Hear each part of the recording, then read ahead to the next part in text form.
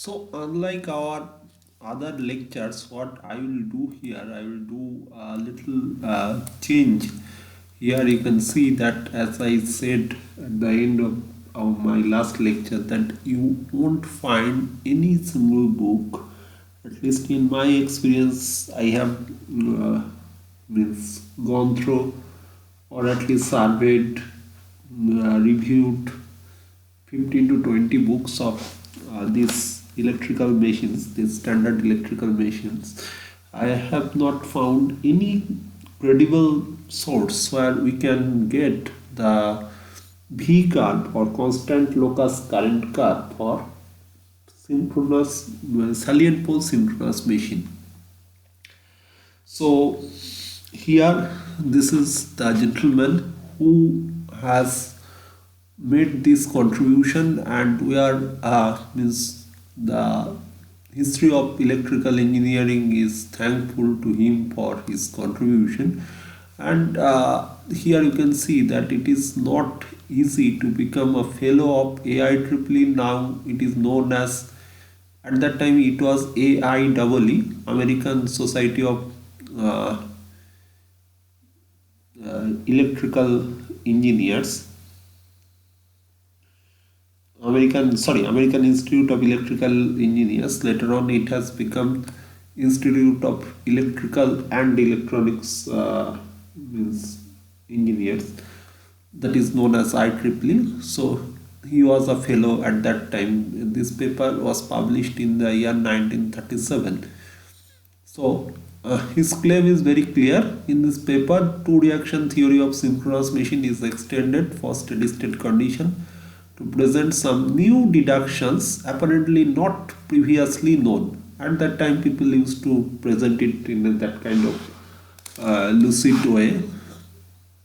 So first, what he described here, he just as some of the techniques I have already discussed, you will find quite a lot of similarity with, if you follow my lecture as I have covered. So you will find that whatever he has described here about the genesis of two reaction theory already discussed with you, and also here what he tries to explain, that if we consider our this one like that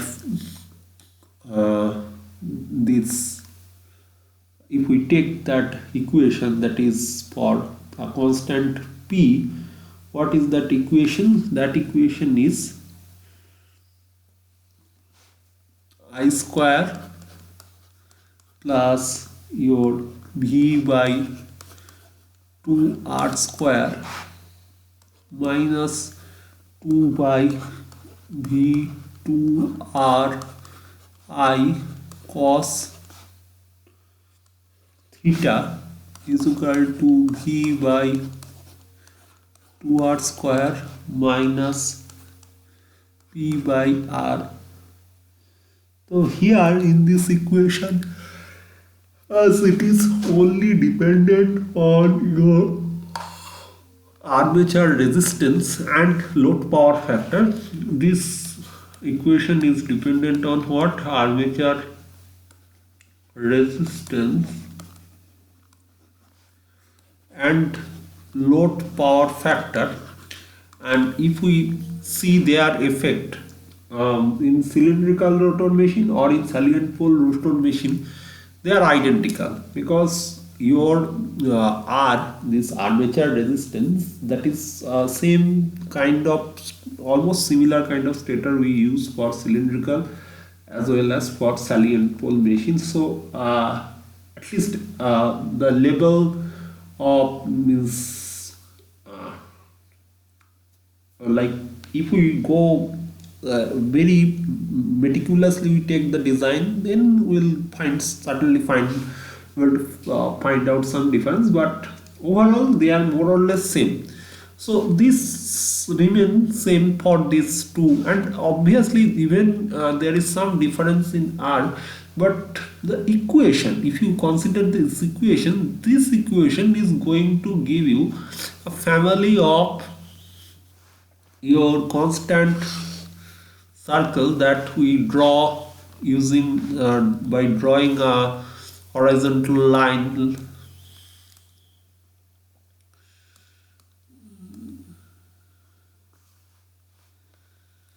Let me insert. Yeah,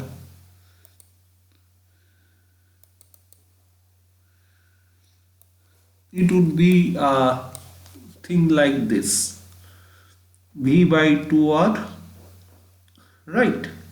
So irrespective of your cylindrical or salient pole, in both the cases you are going to get the same kind of thing. That is what he discussed here. Now, then he discuss about the genesis. All these diagrams are known to us. Even this one was explained to you. Now, what he did here is that from this section we need to figure out, that is very important for us.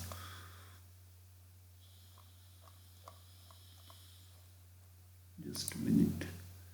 Well, so I was taking some time to draw straight line phasors and then writing the equations. Here we know that IQ is equal to I cos beta.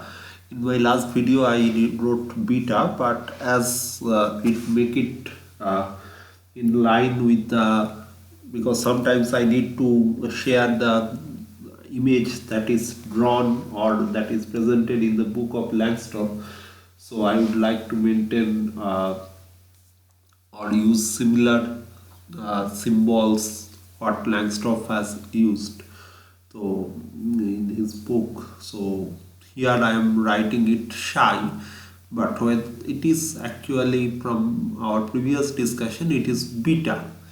So psi was beta. Here I wrote psi was beta. So IQ is equal to I cos beta or I cos psi. Similarly, ID is equal to I sin beta or I sin psi.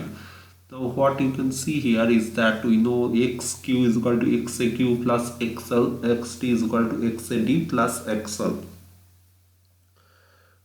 If you follow the book of Langstroth, he is trying to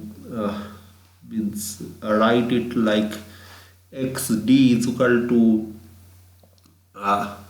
as per Langstroth representation, he wrote it like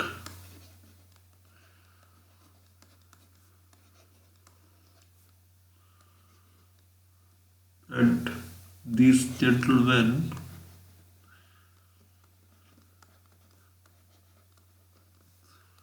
so when I share an image, don't get confused. Anyway, from this picture we know how these equations are coming. Just to, you have to take it that simple geometry will yield. If you draw a line from the tip of this phasor V on this one, you will get that it is giving us V sine delta is equal to IQ XQ plus your IDR, right? Actually means it should be like minus IDR, and this one is equal to our ID XD minus IQR, sorry, IDXD E naught minus B cos delta is equal, yeah, the slight change because the equation that was present there in the book of Langstroth was for lagging leading power factor, and here I have drawn this phasor for lagging load. Anyway, don't get confused. In case of leading and lagging, only thing will be for leading, there is a minute change of this sign of this ID and IQ are. Okay.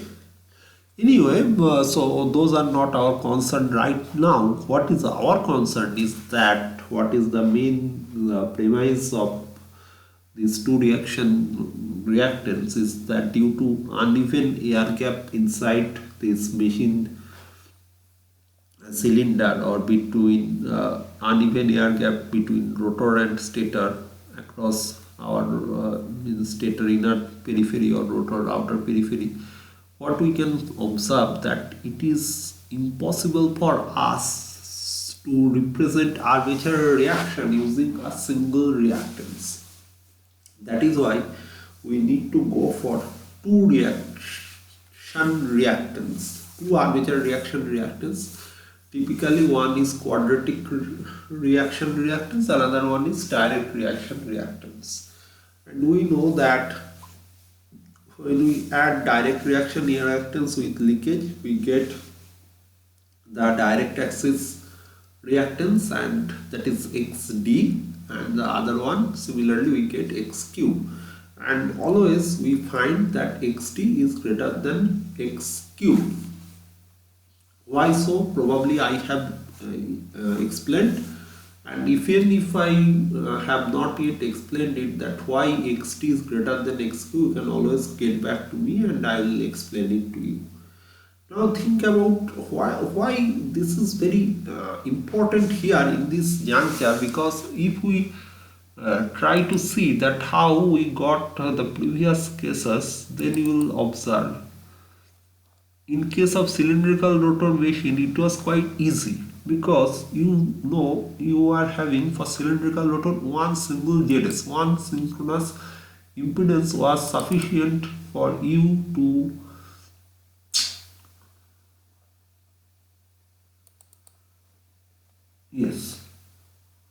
one synchronous impedance was sufficient for you to find out this E naught by ZS things. This one, or where is that diagram? Yeah.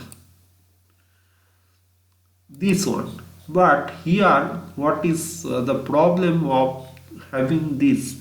That you cannot have a single value of ZS.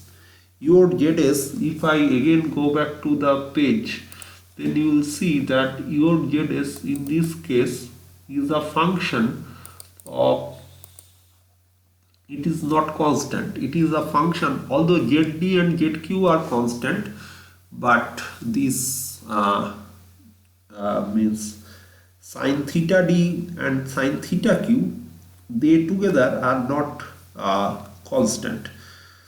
Like all these are constant, but means constant and variable in terms of your load angle. Like previously your ZS was constant irrespective of your load power factor or everything. You used to get a single value of synchronous reactance, but here unlike that, whatever synchronous impedance will get, see, try to understand one simple thing, that this, for a given load, this is constant, but unfortunately this depends, this psi, or in our previous discussion we referred it as beta, this depends on power factor angle, right?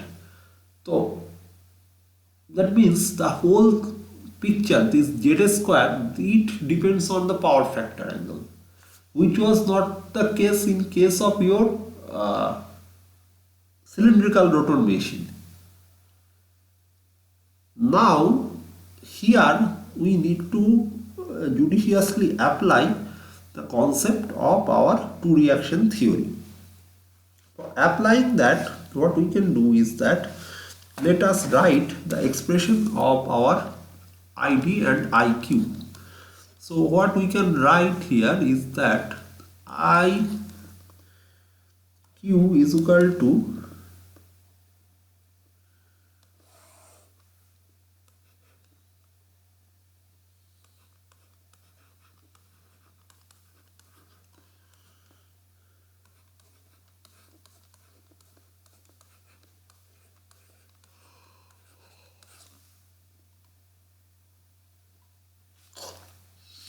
This is, I am writing it in compact form.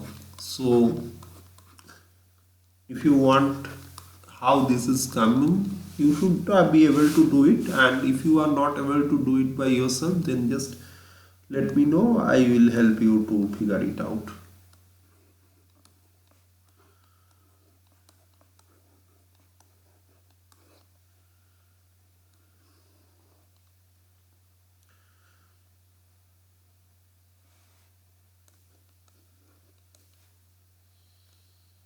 I already discussed what this theta d and theta q mean. If you draw a triangle like this, this is your ZD, this is xt, this is r, then this is your theta d. Similarly, for ZQ, you will have theta q, and needless to say that you are going to have theta d greater than theta q, because xt is always greater than xq. So theta d should be, being tan inverse of xd by r, is should be greater than this theta q. So now what you are having, this xd xq plus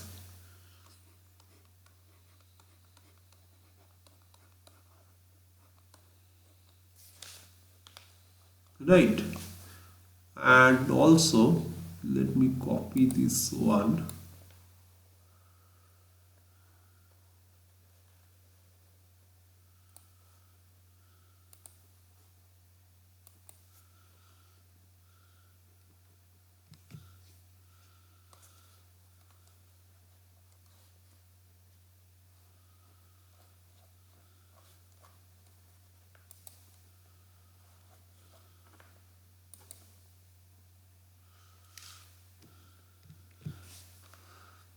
Yeah, this is for our IQ, and for ID what we can write is that, following similar stages, we can write ID is equal to BZQ sine delta minus theta q plus EXQ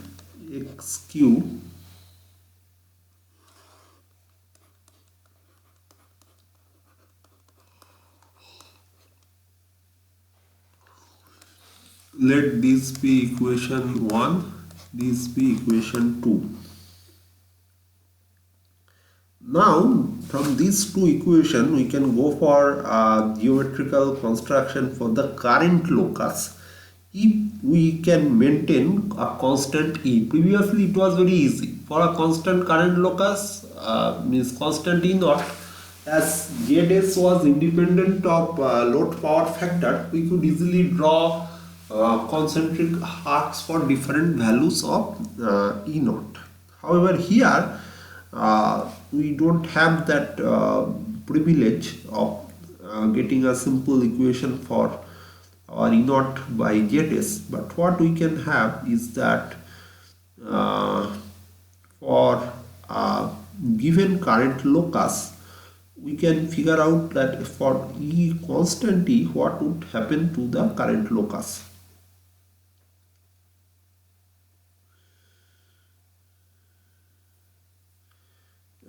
Now here I would like to insert one diagram. Now see here one important thing that we have drawn, like I do not have much choice other than importing that picture from somewhere, and let me write equations on this particular one. So what we can write here is that we have OV, this is our OV, this represents actually our terminal voltage V. Now and OE minus OE, they have written this line. It represents our excitation voltage, fixed as magnitude.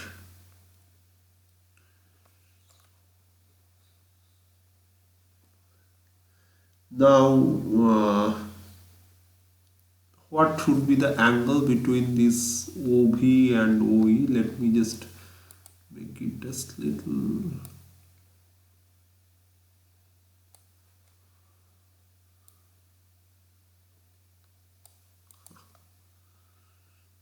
What is the angle between OV and OE?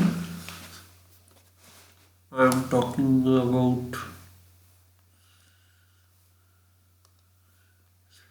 this line and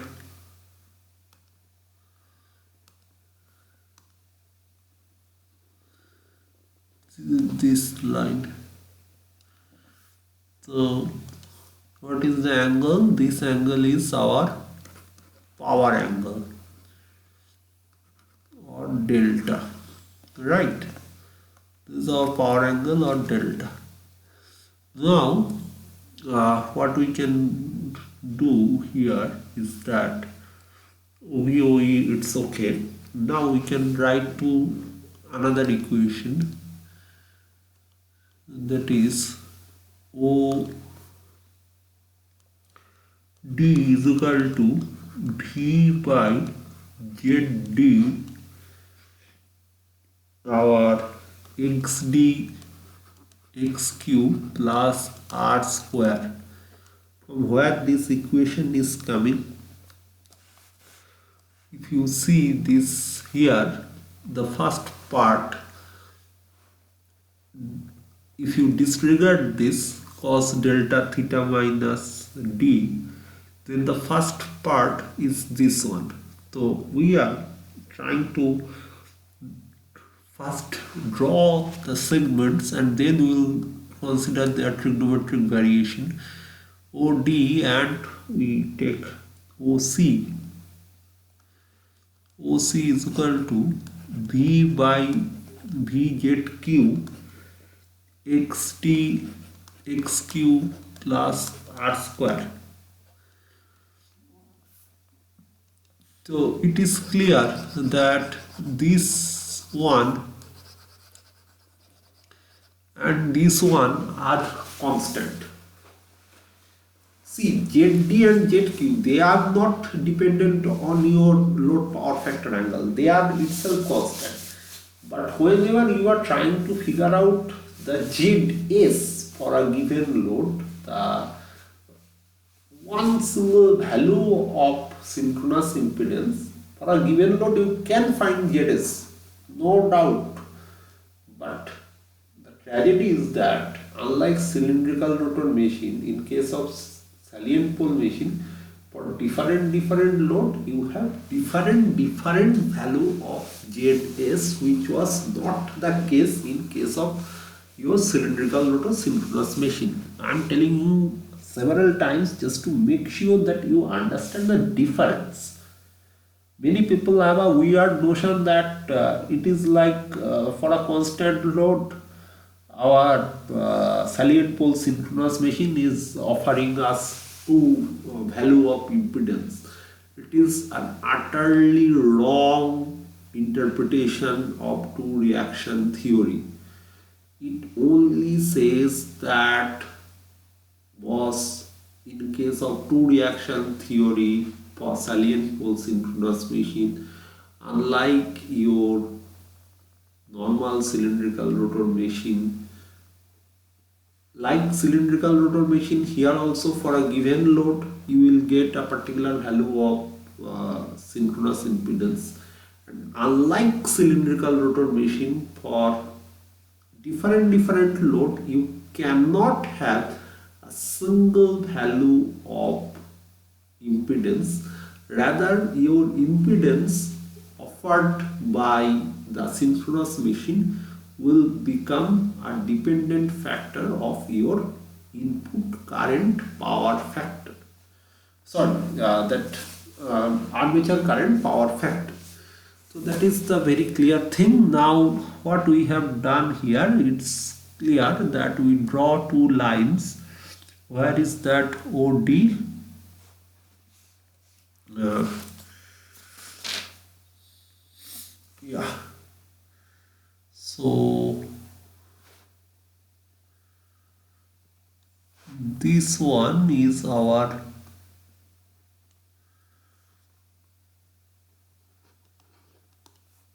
OD. Let me make it highlight it.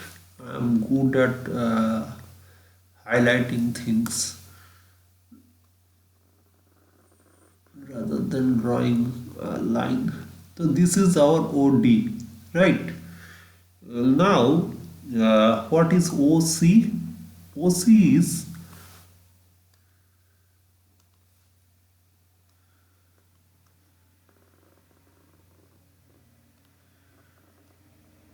so it is not really serving my purpose.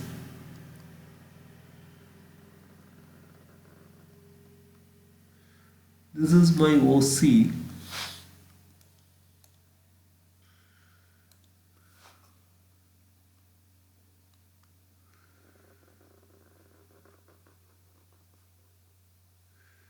OD.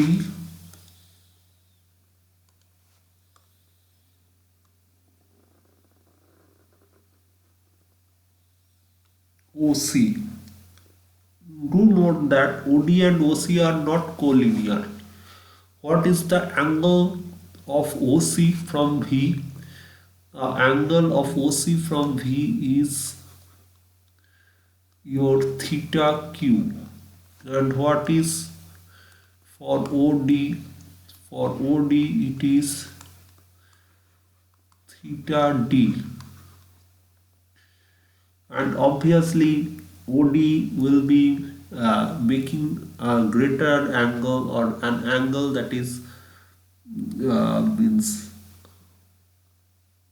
theta D is always greater than theta Q due to their their genesis, how they are coming in the picture. Now we are getting OD and OC.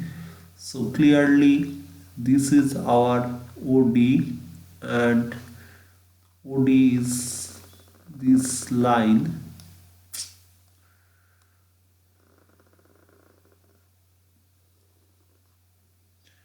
This line is OD, and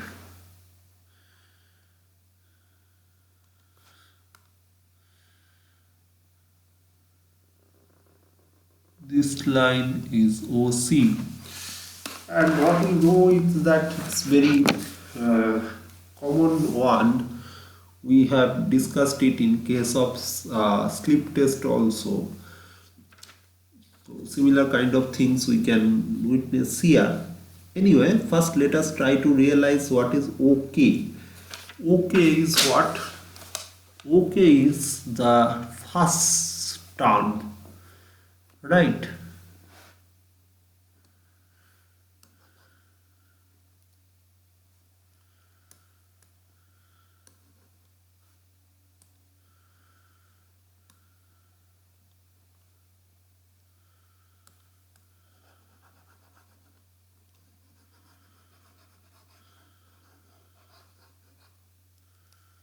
Sorry.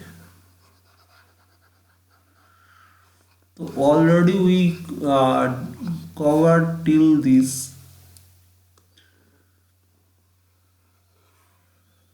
Now we just need to consider, sorry,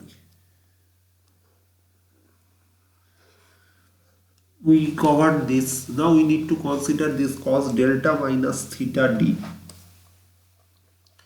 Now how to find out something that is having an angle delta minus theta d or delta minus theta q? Obviously we can draw it like OK. How we can get OK?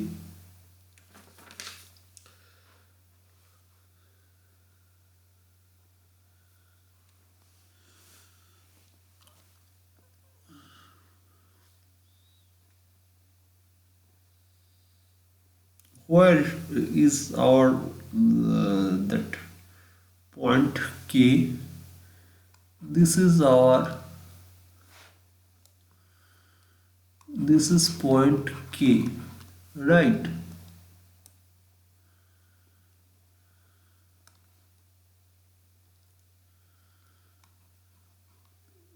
So this point is point K. Now, what you can write about this OK is that OK is equal to your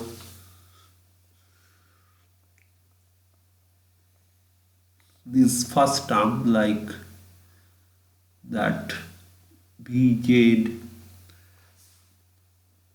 D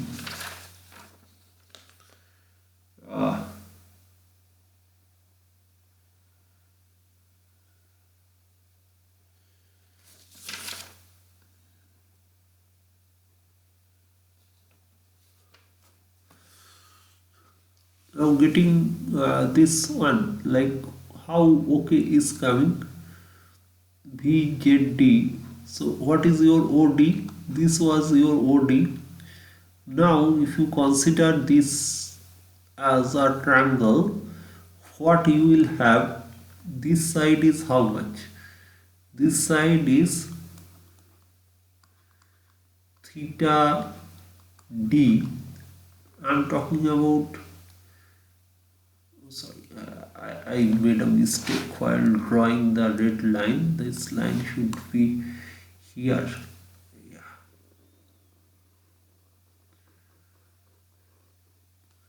Correct.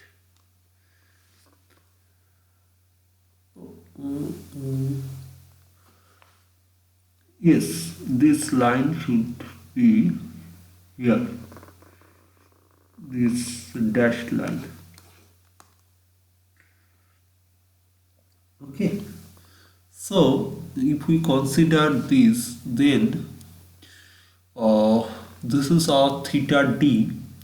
Now this angle is delta, right? So what remains, like this much should be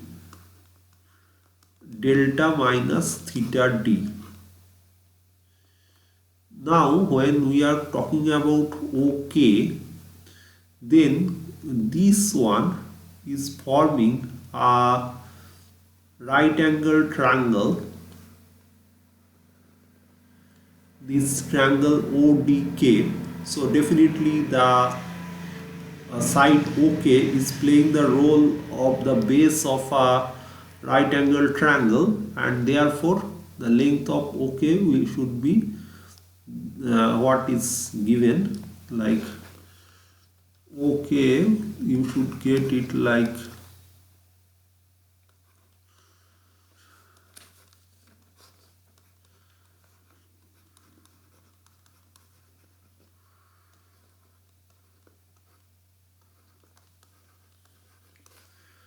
similarly we can show that OC will be is equal to VZQ. Here it will become sine delta minus theta Q. So once we get this OK and OC, what we can have is like try to understand that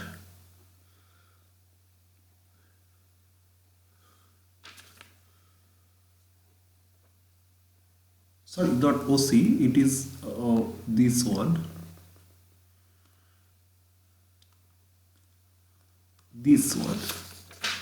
GC.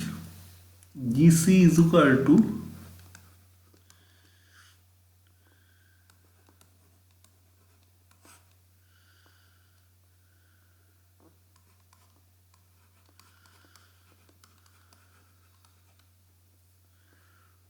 because OC is this one, now into sine delta minus theta Q.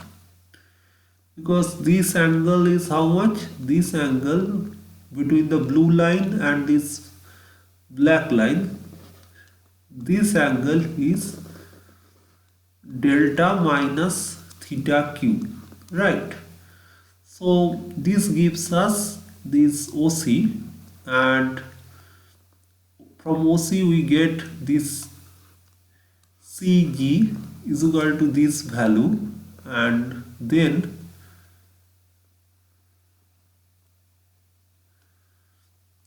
this CG, and also we get our which point? OK, right?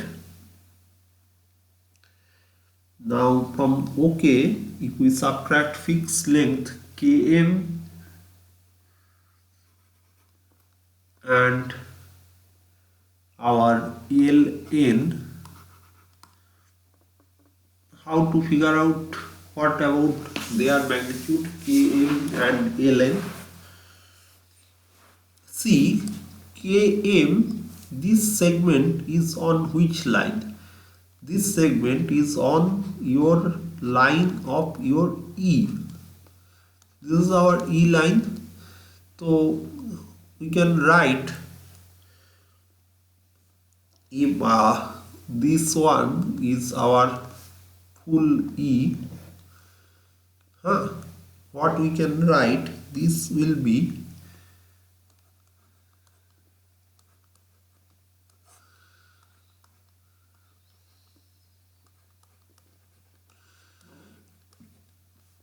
this km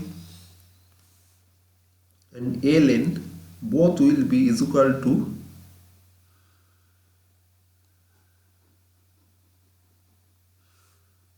er, this value. So accordingly, what we will have? We will have our OM, that means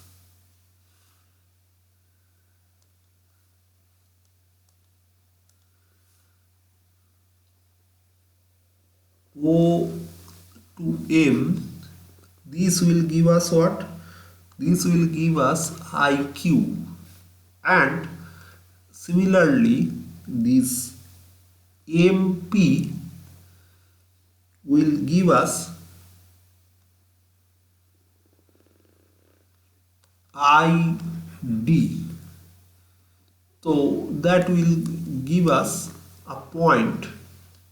This one will give us I.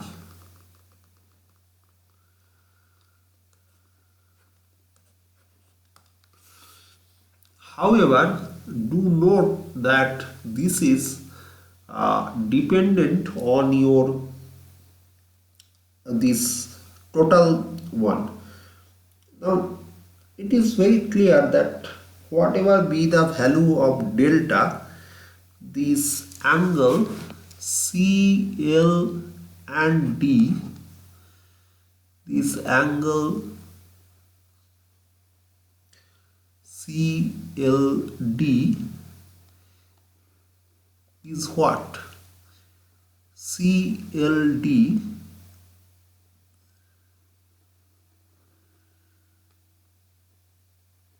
can we draw any conclusion?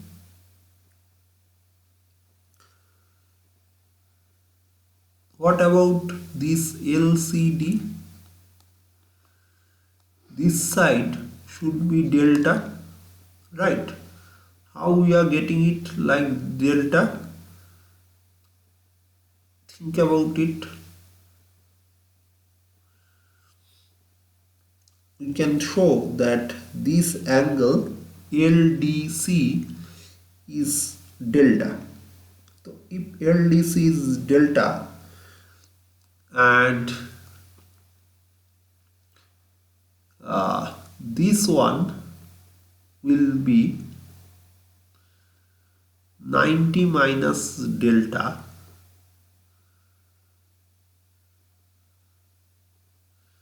so what remains? It remains that this one is 90 degree,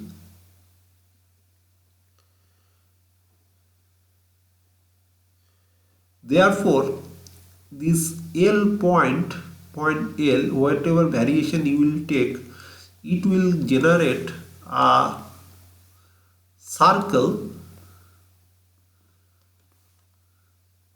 It will generate a circle with diameter CD,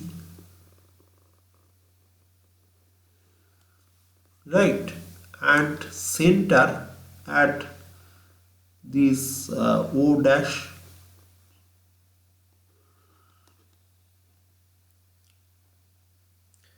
Now this magnitude of CD that is fixed, what we can write, CD, let us make it clean,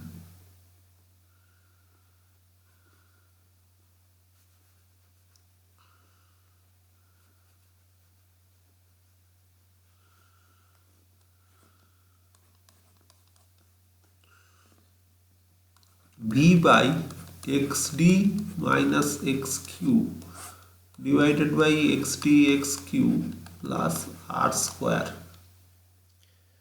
right? So you can figure out the center of this CLD as written here is this much, like what they have written. If we slightly zoom this one, then we will get it. It is written, the center is located at half V xd xq plus r square xd plus xq, right? This is the location of the center. And what about this line I, like this O dash? This O dash, it gives us a current, that is I naught. Try to see that the nature of this I naught. This I naught is making angle that is quite close to 90 degree. So can you draw any conclusion about this I naught?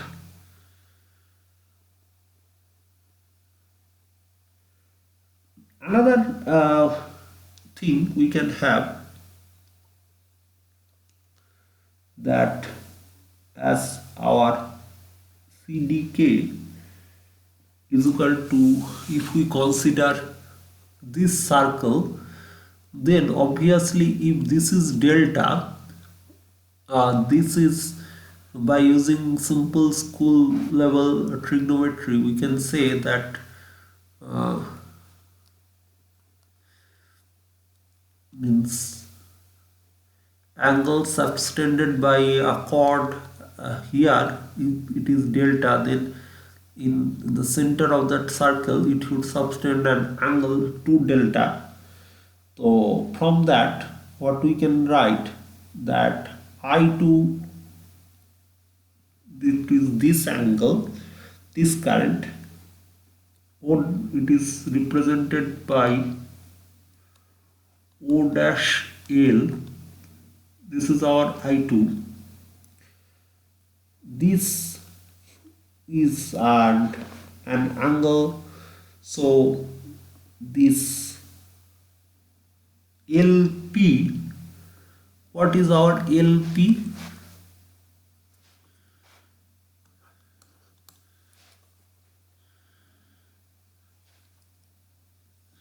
LP is equal to, basically try to understand, let me mark the resultant current. Resultant current is our, this one, this is our resultant current. It is resultant of three things. One is two fixed component and one variable component. One is this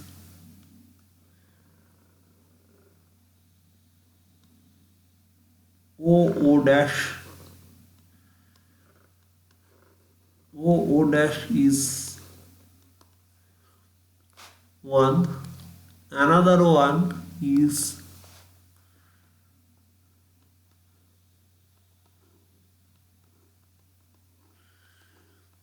now magnitude of O dash and these O dash L, like this cyan and yellow color highlighted line are always constant.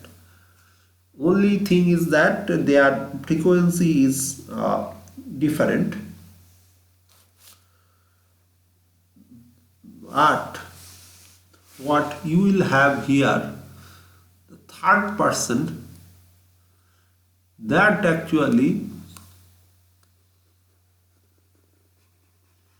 this one, these three, like if you are talking about in terms of, then these three together gives us this current OP, and obviously this is our resultant power factor angle theta for any such value.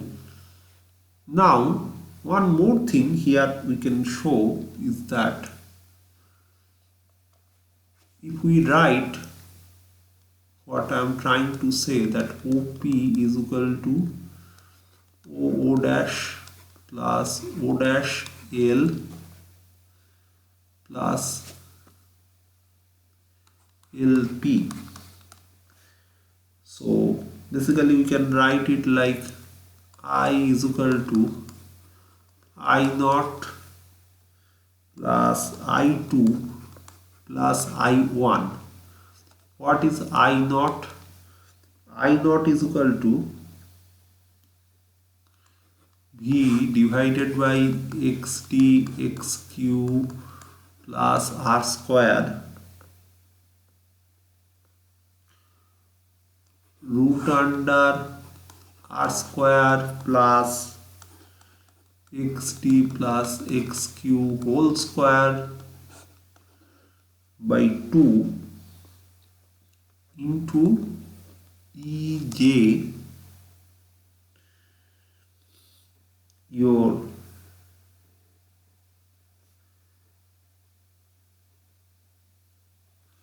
just a minute. Okay, so let that angle, this angle be alpha dash. So what we will have here is that it will become J alpha dash, right? This is the expression of I naught. Now what about the other I2? What about I2? See, in case of I2, I2 is a current that is due to purely originated due to saliency of your pole. So I2 will become minus V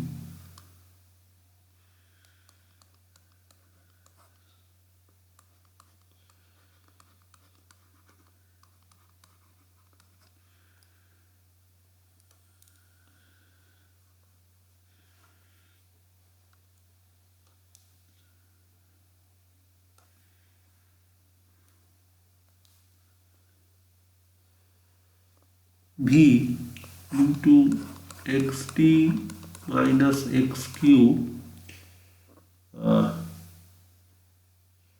by 2 e to the power minus j2 delta. This is our I2, and what about I1? That is quite interesting. This will become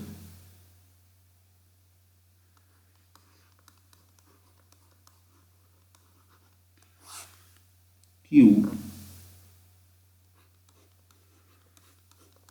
xt xq plus r square e to the power minus j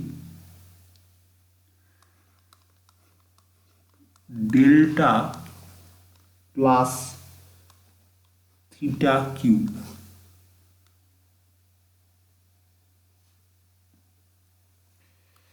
So you can see that if we add these three, we will get the locus,